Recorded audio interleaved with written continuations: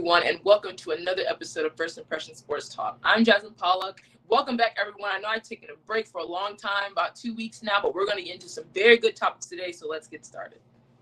Welcome to Jasmine Pollock's First Impression Sports Talk, the fastest growing sports talk show in the country. And now, here's your host, Jasmine Pollock.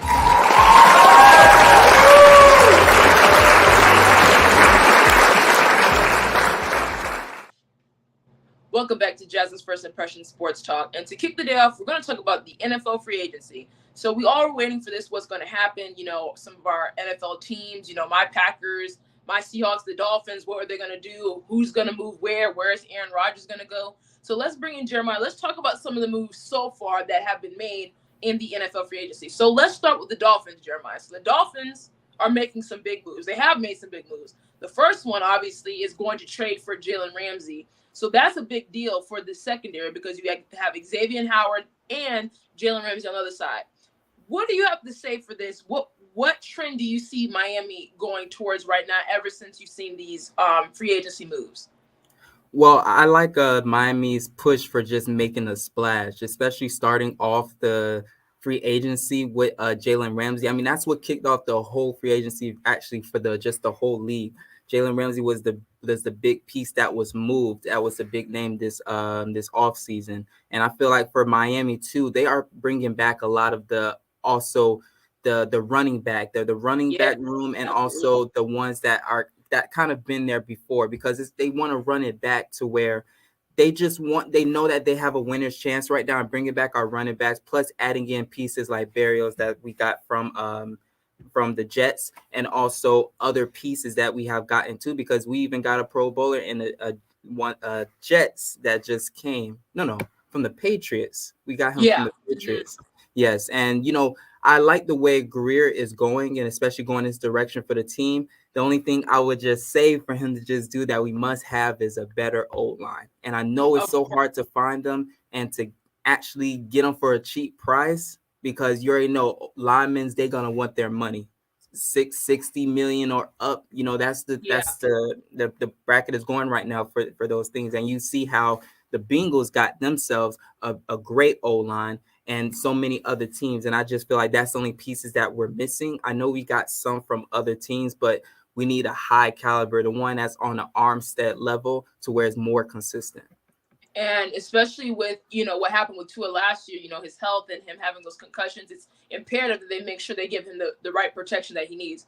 Of course, they get Mike White, who was the backup quarterback for the Jets. Yes. And I think he was a big acquisition because I felt like the quarterback room for Miami was, when Tua went down, it was kind of depleted, and it wasn't a lot like Skylar Thompson. He did what needed to be done in the playoff game against the Bills, but it seemed like they couldn't get to that next thing. And Teddy Bridgewater, he's constantly injured, and you can't really depend on him coming in that second string and giving good minutes and stuff like that. So I thought that was the big move for them to get Mike White. But the biggest move I did not like, the only move actually, is them trading away Mike Gesicki. And of course, Mike Gesicki, he goes to New England, so he's within the division. And that's the crazy thing about it, just like we didn't even trade him. Like he just walked in free agency, and we didn't get anything back.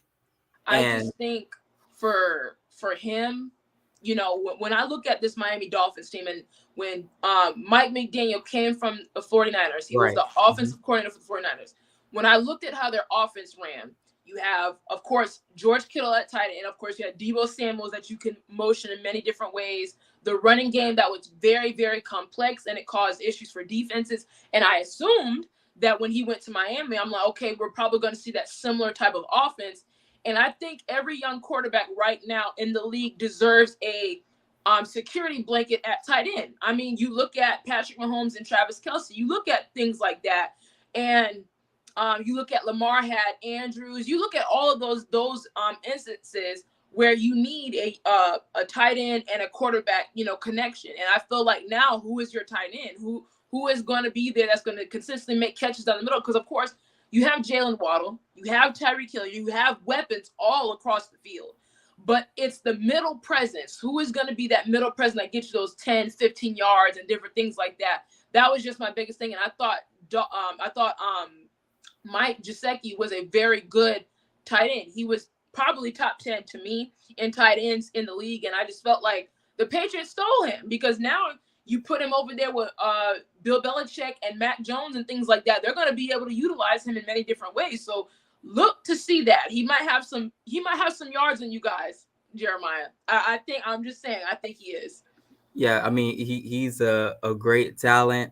I just feel like at the end of the day, he wanted his money at the end of the day. And I when think it came Dolphins to should give everything him else. money. Yeah, and I just feel like for a high caliber player, now he's not the fastest, but he can sure get the ball. He's reliable.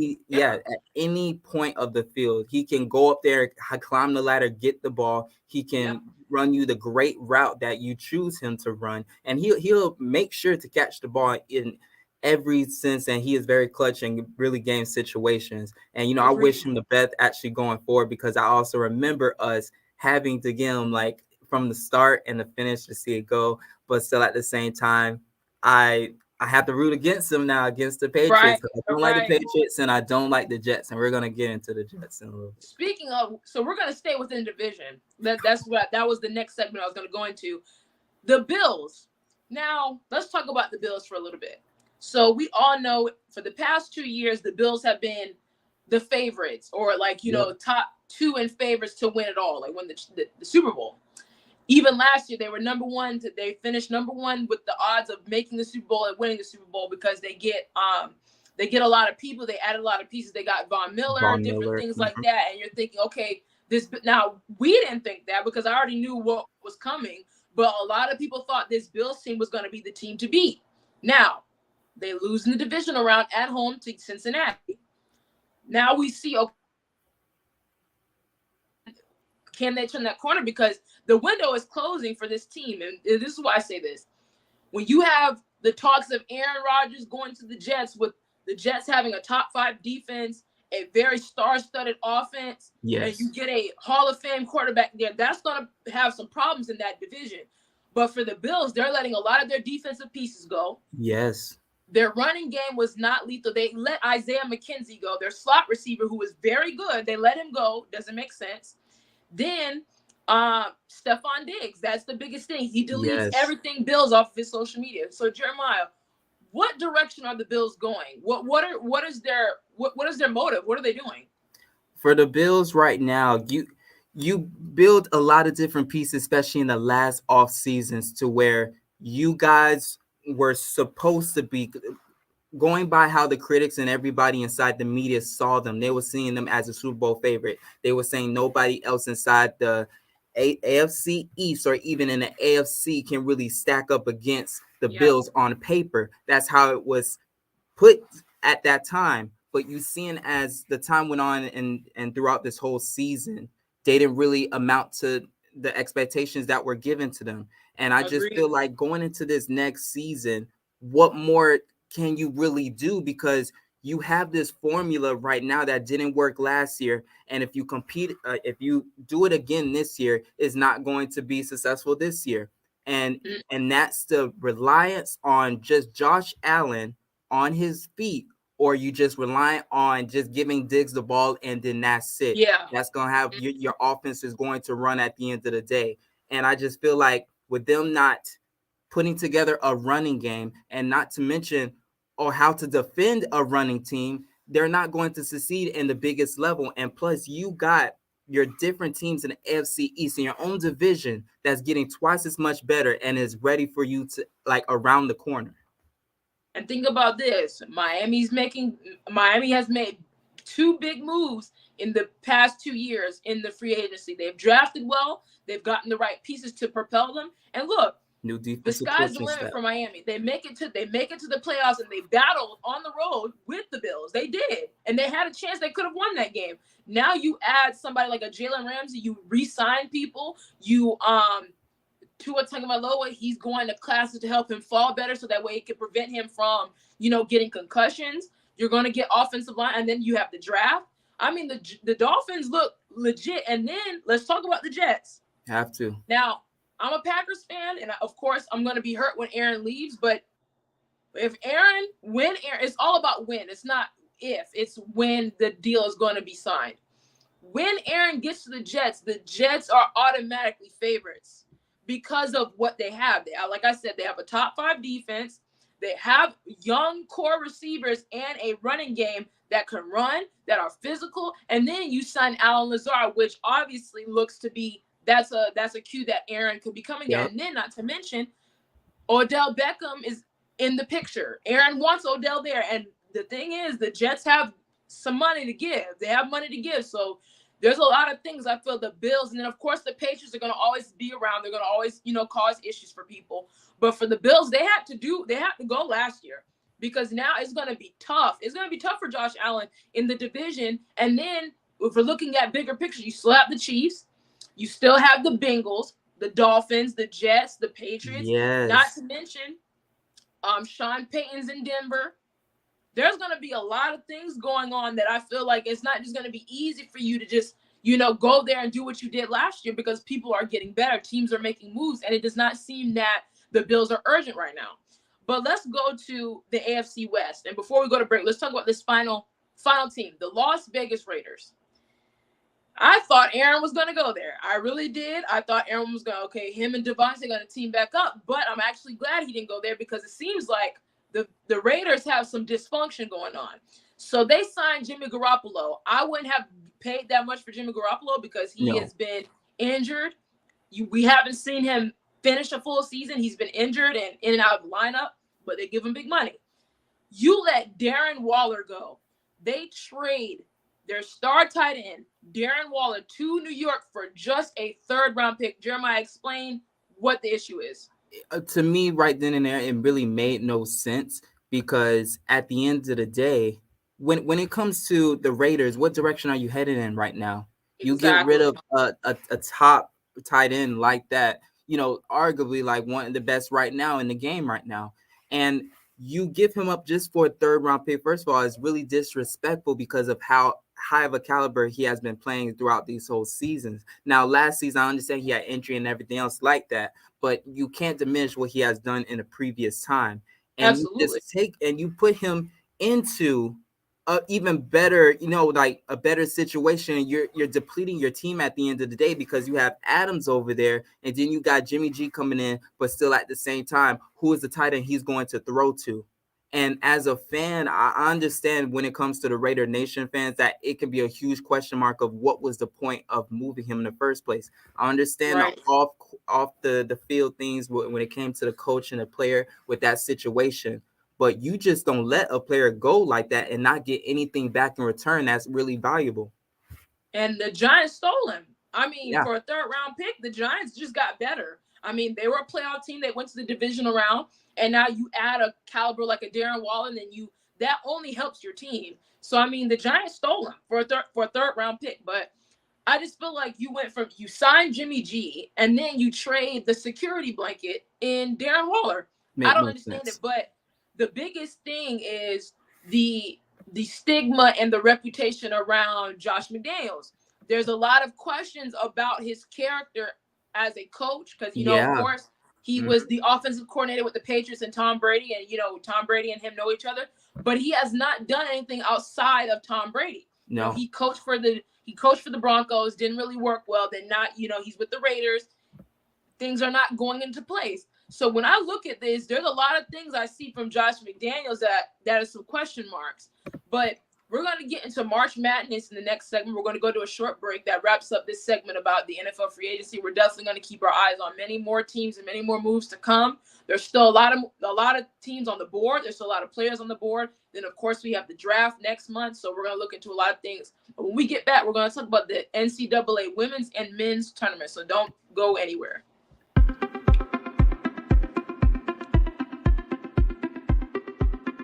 I'm Leon Thomas with the Leon Thomas Group. Podcast, virtual events, webinars, streaming shows, and so much more. We want to be your partner in all things virtual.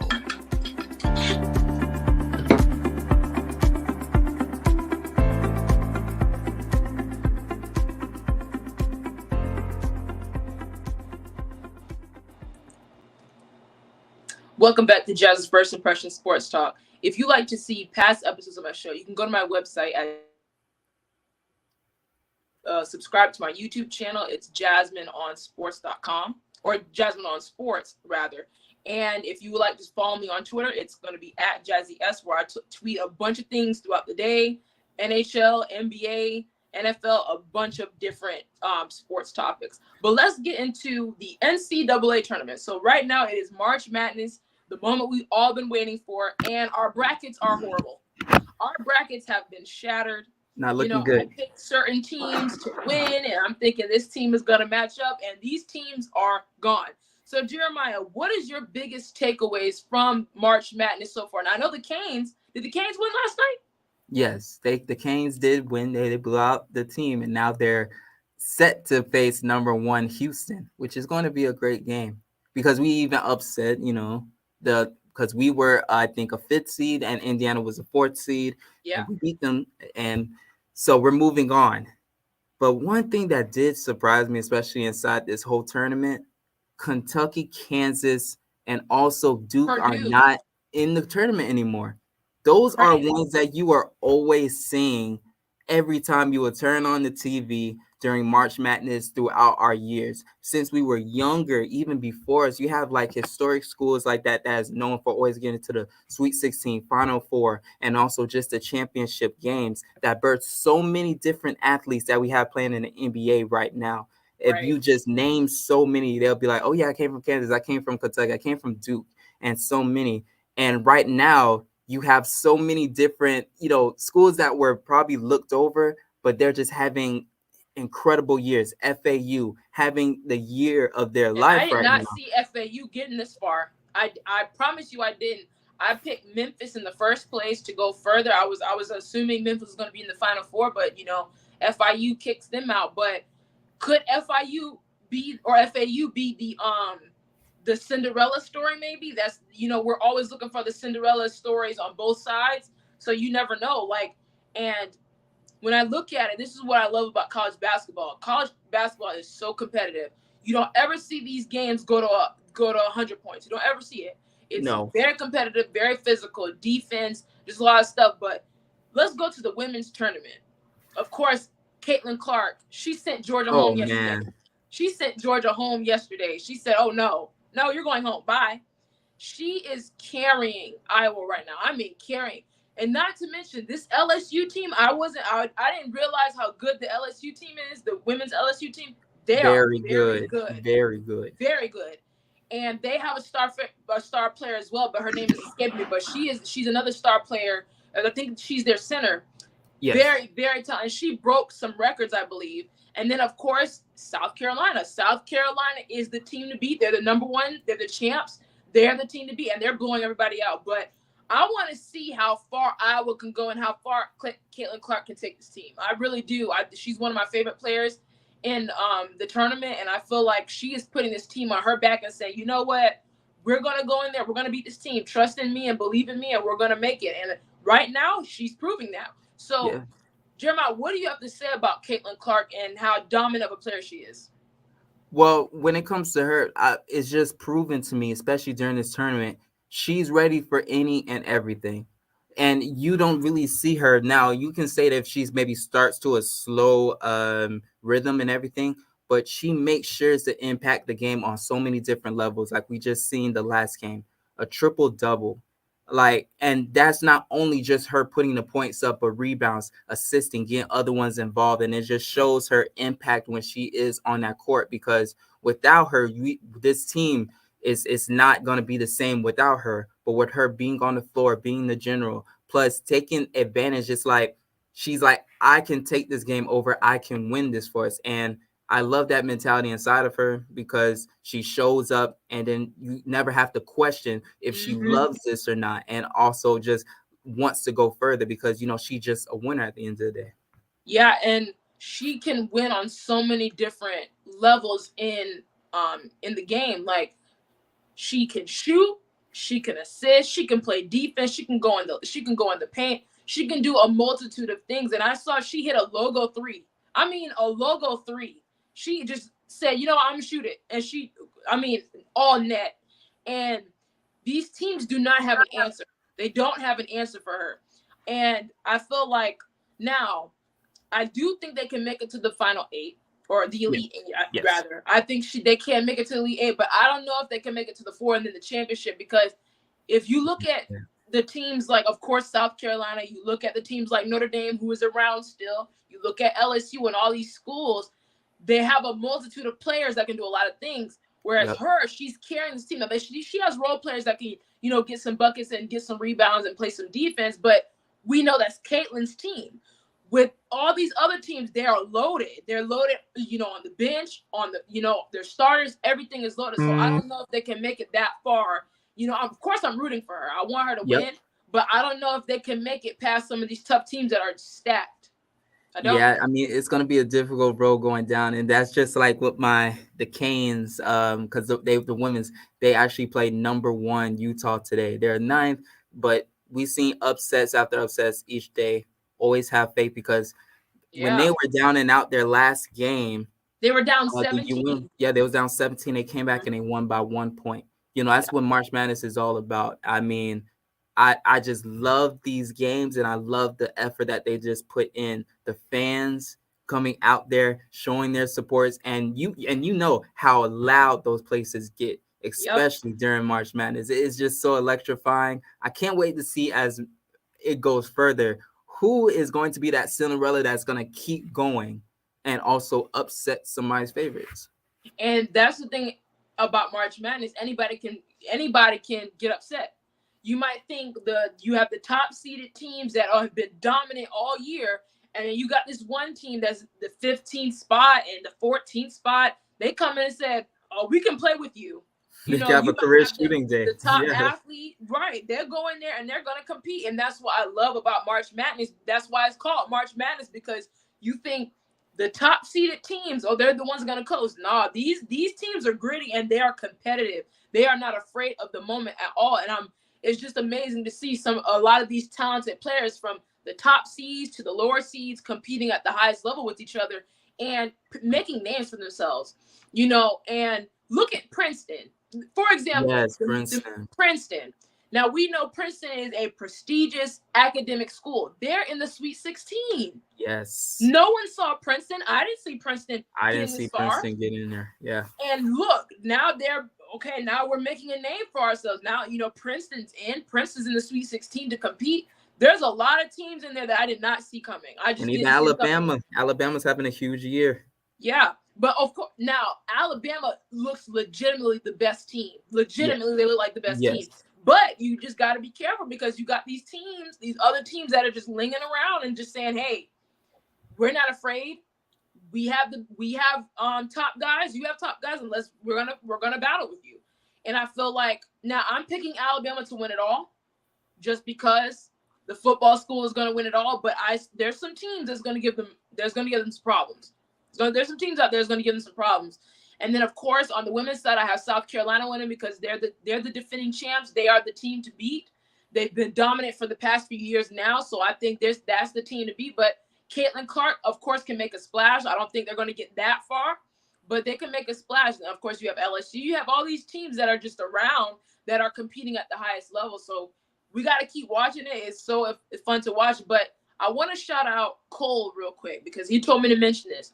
So the Penguins got destroyed 0-6 in hockey, and he was saying that how pathetic that they looked. They looked very pathetic, lackluster, and they didn't look like they were trying. And the Lightning lost yesterday too. We lost to the New Jersey Devils.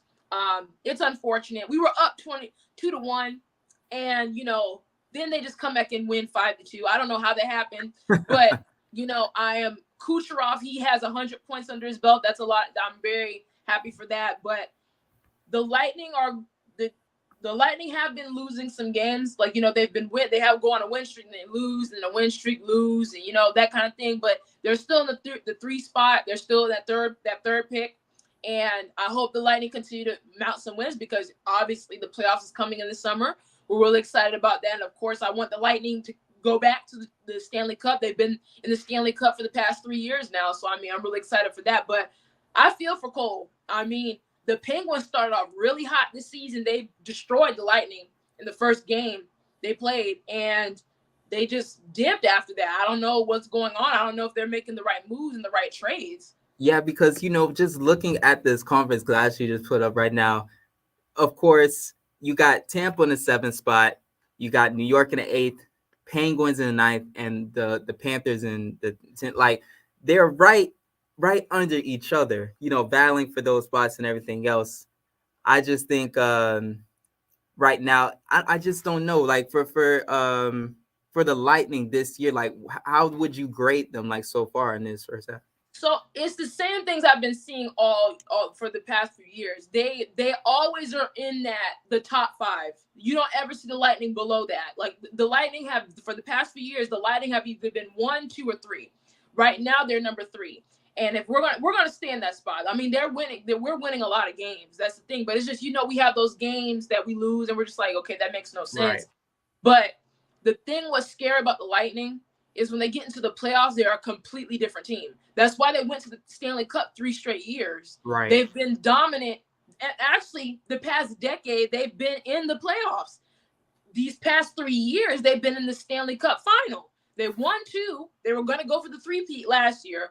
But that's the thing about the Lightning. The Lightning, I don't know what it is, and I'm so glad I'm a Lightning fan. The Lightning have been so consistent for so many years out of every Tampa Bay team, whether that's the Bucks, the Rays, the Rowdies, whatever. They have been the most consistent team in Tampa. And when they get to the playoffs, you don't want to see them. You just don't. You might say, oh, they lost a couple of games. Like, Jeremiah, remember, the Panthers swept them in the regular season. Swept them. But then in the playoffs, it's a Lightning different sent them story. home. Like, it was like done. Yeah. And that's what the Lightning is about. They're a team that they're gonna stay within the race. They're gonna stay in that top 3 section and stay within the wins. And then the playoffs, they go ham. They go crazy. I would love that there's another Panthers and Lightning series again. You don't want that. I'm sorry. You don't want that. I would want you do not want that. I would want it'll probably get a 7-game series. Who knows? Okay, Who knows? 7-game series. But the toughest team right now, I would say, is the Bruins, because they are killing it. They broke a record. They're the number 1 in the East right now. They broke a record for getting the fastest. They're the first team in NHL history to reach 50 wins, the fastest, and already in the playoffs. They already have a playoff berth. So that's a big thing for them. That's crazy. I'm never gonna put my Lightning down. We can beat anybody. Period. Hey, any position. Lightning can beat anybody. I'm not afraid of that. Some of these teams haven't been to the Stanley Cup in how long? The Lightning been for the past 3 years, so I'm not even worried. You just got to beat us. When it comes to playoff time, nobody wants to see us in the playoffs. No one. I don't care who you are. I don't care if you're the Bruins. I don't care if you're the Rangers. I don't care if you're the Devils. I don't care who you are. The Lightning are a different team in the playoffs. They're a different team in the playoffs. I will always say that, because watching it over these last 3 years, the Lightning, when they get inside of that zone, especially in the playoffs, I've seen these games live, especially watching it with you. It's just a different animal they play. It's something special to watch. They don't have to be the number 1 seed every time. They don't. They can be in that 2 spot, that 3 spot, or whatever, and they just go on a tear. But that wraps up First Impression Sports Talk. Thank you, Jeremiah. Thank you, Remy. Thank you to the audience for continuing to support and continue to give your love and your thoughts and different things like that. We'll definitely keep watching what's going on with hockey, because the playoffs are coming. March Madness, we're going to get into the Sweet 16 round.